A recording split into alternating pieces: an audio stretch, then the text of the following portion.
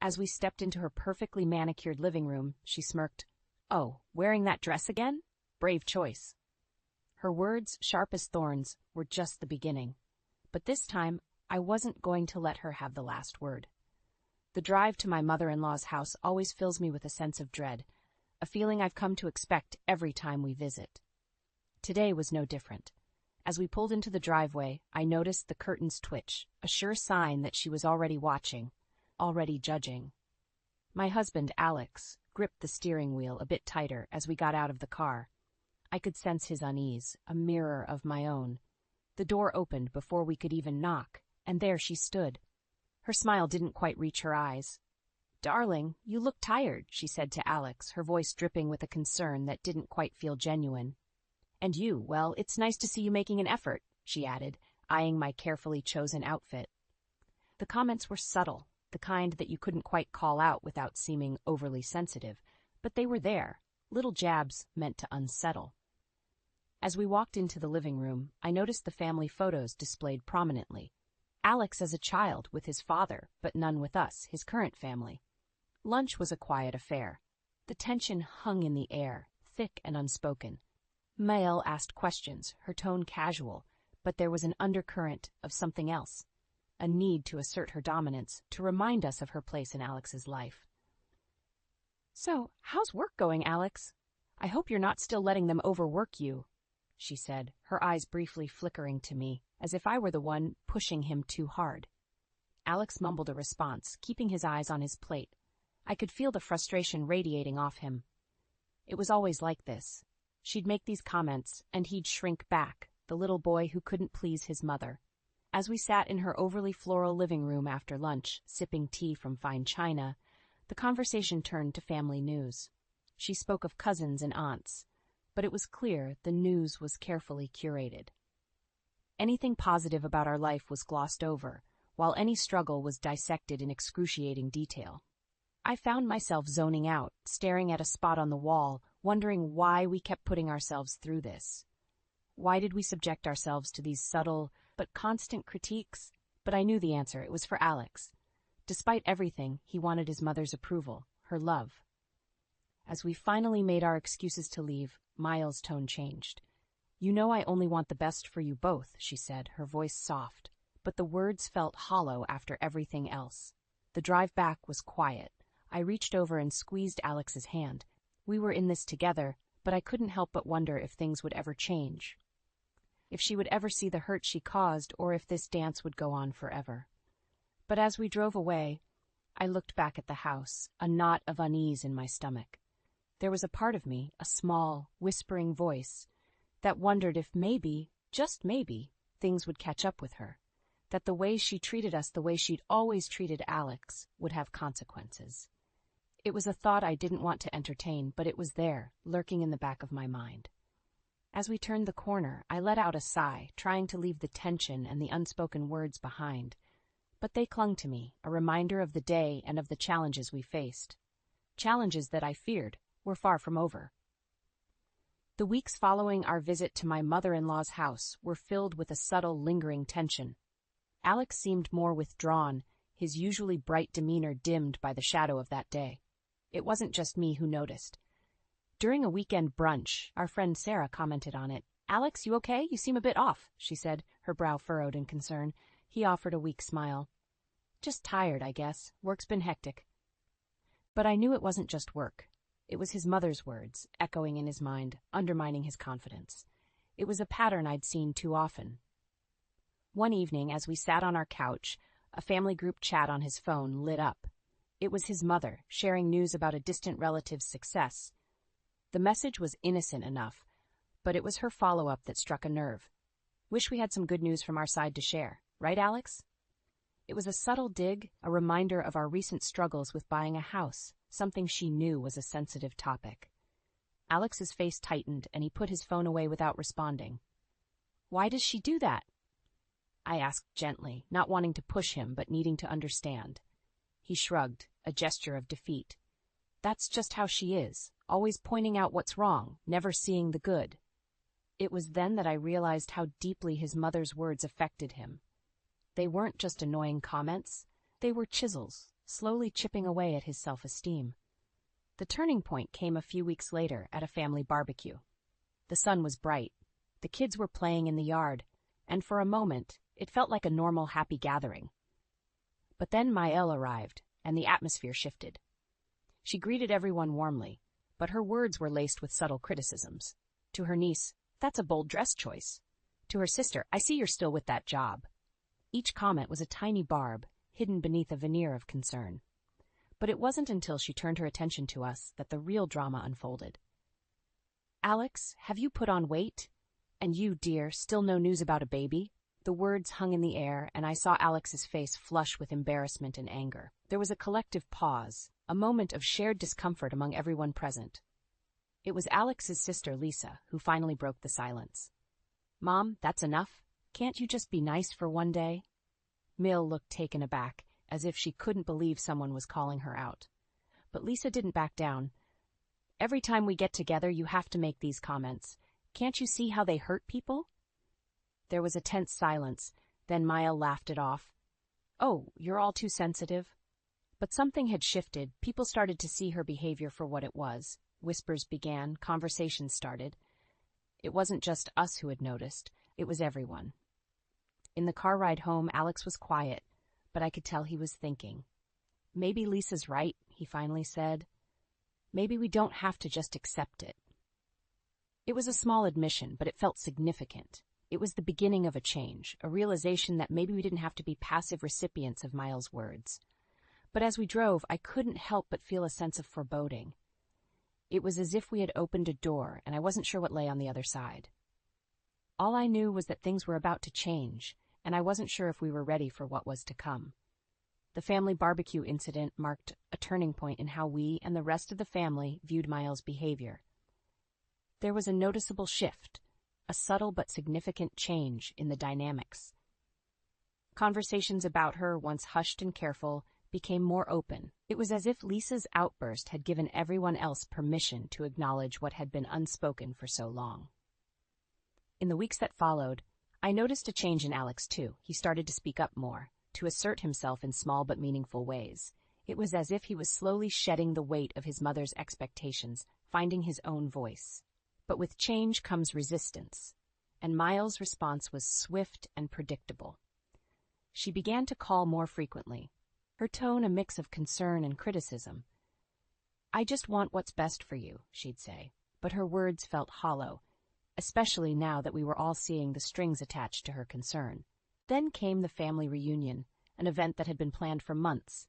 It was supposed to be a celebration, a gathering of generations. But as the day approached, the sense of dread that had become all too familiar crept back in. The reunion was as picturesque as one could imagine. A beautiful garden setting, tables laden with food, children laughing in the background. But beneath the surface there was an undercurrent of tension. Maëlle was in her element, fluttering from group to group, her laughter a little too loud, her smile a little too wide. But her eyes were watchful, scanning for any sign of dissent or disagreement. It wasn't long before a comment was made, a slight too far. This time, it was directed at Alex's cousin, a young woman who had recently started her own business. "A brave venture," Maëlle had said, "but are you sure you're not just afraid of real work?" The comment hung in the air, a palpable shockwave through the crowd. The cousin, taken aback, tried to laugh it off, but the damage was done. The mood shifted, and conversations became more guarded, more careful. I watched as Alex's family began to see what he had seen for years. The mask was slipping, and Miles' true nature was becoming harder to ignore. As the day wore on, the tension grew. There were hushed conversations, side glances, a growing sense of unease. It was clear that things were reaching a boiling point. And then it happened. During a seemingly innocuous conversation about holiday plans, Maëlle made a comment about Alex and me, a thinly veiled insinuation about our financial struggles. It was Alex who responded, his voice steady but firm. "Mom, that's enough. Your comments are hurtful, not helpful." There was a moment of stunned silence. Then Maëlle laughed, a brittle, forced sound. "Oh, you're all just too sensitive," she said, but her eyes were cold. The rest of the event passed in a blur, a tense and uncomfortable gathering where words were measured and laughter forced. But something had changed. The facade was crumbling, and the family was beginning to see Amiel for who she really was. As Alex and I drove home, there was a sense of somber victory. It was as if a battle had been fought and won, but the war was far from over. But in that moment, I couldn't help but feel a sense of foreboding. Mill wouldn't take this lying down. She was a fighter, and she would come back, possibly stronger than before. And so, as we drove through the darkening streets, I braced myself for what was to come, knowing that this was just the beginning of a much larger storm. The days after the family reunion felt like the calm after a storm. Conversations within the family had changed. They were more open, more honest. The veil of pretense that Mael had maintained for so long was finally lifting. Alex's transformation was the most profound. No longer did he carry the weight of his mother's expectations like a yoke around his neck. There was a newfound lightness in him, a sense of liberation. It was as if he had been granted permission to be himself, without fear of his mother's judgment. But with this newfound freedom came a new set of challenges. Mael's reaction to this shift in family dynamics was as swift as it was predictable. She doubled down on her efforts to regain control, her calls and messages becoming more frequent, more insistent. Her tone had changed too. Gone was the veneer of concerned motherhood, replaced now by a thinly veiled desperation. She sensed the shift in her son and the family, and it frightened her. One evening, a call from Mael ended in a heated argument between her and Alex. Her words were sharp, cutting. "You've changed," she accused. "Ever since you married her, you've become someone I don't recognize." The words stung, but they also brought a sense of clarity. This wasn't just about control, it was about loss. Mael was losing her grip, not just on Alex, but on the narrative she had crafted about her family.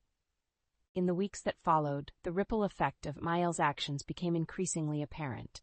Family members began to distance themselves, their polite tolerance turning to open disapproval. Invitations to gatherings became less frequent, conversations more brief. It was during a casual lunch with Alex's aunt that the extent of the shift became clear. "We always knew she was a bit difficult," the aunt confessed, "but we never realized how much it affected you and Alex." The conversation was a revelation. It wasn't just us who had been affected by Mael's behavior, it was the entire family. And now that the truth was out in the open, it couldn't be ignored. But as the family's stance changed, so did Mael's tactics. She became more erratic, her actions more unpredictable. There were tearful apologies, followed by angry outbursts, moments of vulnerability, followed by aggressive assertions of her rights as a mother. The family was in uncharted territory, navigating a complex web of emotions and decades-long dynamics. It was exhausting, emotionally draining. But there was also a sense of progress, of moving towards something healthier, more honest. As Alex and I lay in bed one night, talking about the latest development, I couldn't help but feel a mix of emotions. There was sympathy for Amiel, a woman who was clearly struggling to adapt to a changing world. But there was also frustration, anger at the years of hurt she had caused. "It's like she's her own worst enemy," Alex said quietly. "She pushes everyone away, but then can't understand why she's alone." His words were a succinct summary of the situation. Memiel, in her quest for control, had isolated herself, and now as the family began to heal and grow without her, she was left on the fringes, looking in. But as we turned off the lights and settled into sleep, I couldn't shake a lingering question. What would Memiel do next? How would she react to this new reality? And so, as I drifted off to sleep, I prepared myself for what was to come, knowing that the story was far from over. The weeks following our conversation with Alex's aunt were a period of uneasy transition. The family, once bound by a silent agreement to overlook Amiel's behavior, was now openly acknowledging the elephant in the room. And with this acknowledgement came a shift in the family's dynamics. Amiel, sensing her loss of influence, oscillated between attempts at reconciliation and bouts of resentment. Her calls to Alex became a mix of tearful pleas and bitter accusations. Each conversation left him drained, torn between his duty as a son and his need to protect himself and our family from her emotional turmoil. It was during one of these calls that the inevitable happened. Mael, in a moment of unguarded frustration, uttered words that would irreparably alter her relationship with her son. "You were always a disappointment," she said, her voice laced with years of unspoken bitterness. The words hung in the air, a painful echo of every fear and insecurity Alex had ever harbored. The call ended abruptly, and in the silence that followed I saw something break in him. It was as if those words had severed the last thread of hope he had held for a reconciliation. The fallout was immediate. Word of the conversation spread through the family, and what little sympathy Mael had retained quickly evaporated.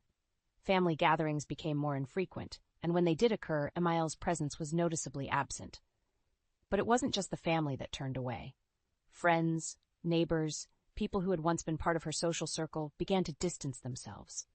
Her world, once filled with the buzz of constant activity, grew quieter, lonelier. As for Alex and me, the weeks turned into months of reflection and healing. We spent long evenings talking, unraveling years of emotional baggage, understanding how deeply Mael's words and actions had impacted our lives.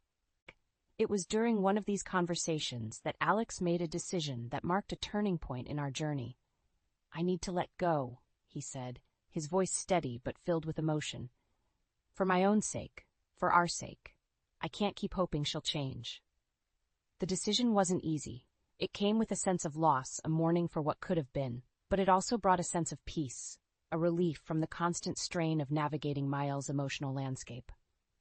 In the months that followed, Mael's attempts to reconnect became more desperate, more frequent, but each call, each message, was met with a firm but gentle boundary. We were moving on, building a life free from the shadow of her influence. And as we did, something remarkable happened. The family began to heal. Without the constant undercurrent of Email's presence, relationships blossomed, conversations became more genuine, more heartfelt. There was a sense of unity, of coming together in the wake of a shared struggle. But amid this newfound peace, there was also a sense of sadness. Mael, once the matriarch of the family, was now a peripheral figure, a reminder of the damage that can be done by unspoken words and unresolved emotions. As the year drew to a close, the family gathered for a holiday celebration. It was a bittersweet gathering, filled with laughter and love, but also tinged with the absence of one who had once been at its center. And as we raised our glasses in a toast, I couldn't help but reflect on the journey we had taken, from pain and conflict to understanding and growth. It was a journey marked by loss, but also by a profound sense of liberation. But in the back of my mind, I knew that Mael's story was not over. Her journey was her own, a path marked by the consequences of her actions. And as we celebrated together, I hoped that she too would find her way, that she would learn from the echoes of her past and find peace in her own way. The year following our decision to set boundaries with Mael was one of profound growth for both Alex and me. It was a time of healing, of rediscovering ourselves outside the shadow of her influence, but it was also a time of reflection, of understanding the depth of the impact she had on our lives. Alex, in particular, underwent a transformation. Freed from the burden of his mother's expectations, he began to flourish. His confidence grew, his happiness more genuine. It was as if a weight had been lifted, allowing him to be the person he was always meant to be. But as we moved forward, there was also an undercurrent of sadness. The decision to distance ourselves from Mael wasn't made lightly. It came with a sense of loss, a mourning for the relationship that could have been. We often talked about her, wondering how she was, hoping that she was finding her own path to healing. The family, too, had changed. Without the constant drama that had once surrounded Mael, relationships began to strengthen. There was a newfound appreciation for each other, a deeper understanding born from shared experiences. But the true test of our growth came towards the end of the year, when we received a call from Mael. Her voice was different, softer, tinged with something that sounded like regret. "I've been thinking a lot," she said, "about everything, and I'm sorry." The words were unexpected, and they brought a mix of emotions. There was skepticism, a wary caution born from years of disappointment, but there was also a flicker of hope, a possibility of reconciliation. We agreed to meet, a small gathering at her house. The atmosphere was tentative, each of us unsure of how to navigate this new terrain. Emile was quieter, more reflective. She talked about her loneliness, about the realization that her actions had consequences. There were moments of defensiveness, old habits dying hard, but there was also an acknowledgement of her faults, a willingness to change. The meeting ended with no grand resolutions, no definitive conclusions. But it was a start, a small step towards understanding and perhaps forgiveness. As Alex and I drove home, we talked about the future, about what this new development meant for us. Maybe there's a chance for something better, Alex said, his voice tinged with cautious optimism. And as we talked, I realized that this journey was about more than just Mil and her actions. It was about us, about our ability to grow, to overcome, to find strength in the face of adversity. It was a journey that had brought us closer, that had taught us the value of boundaries, of self-respect. And as we looked towards the future, I knew that whatever it held, we would face it together, stronger and more united than ever. Years later, as I watched our children play in the backyard, I reflected on the journey we had taken. The path had not been easy, but it had been necessary. It had brought us to where we were today, a place of peace and happiness. Mael was still a part of our lives, but in a different way. The relationship was more balanced, more healthy. There were still moments of tension, reminders of the past, but they were fewer, less impactful. As I watched our family, I realized that this was what we had been working towards all along, a family built on respect, on understanding, on love. It was a new beginning, a chance to break the cycle of the past and create something better for the future. And as the sun set, casting a warm glow over the scene, I felt a sense of contentment, a deep and abiding gratitude for the journey we had taken. It had brought us here, to this moment, and for that I was profoundly thankful.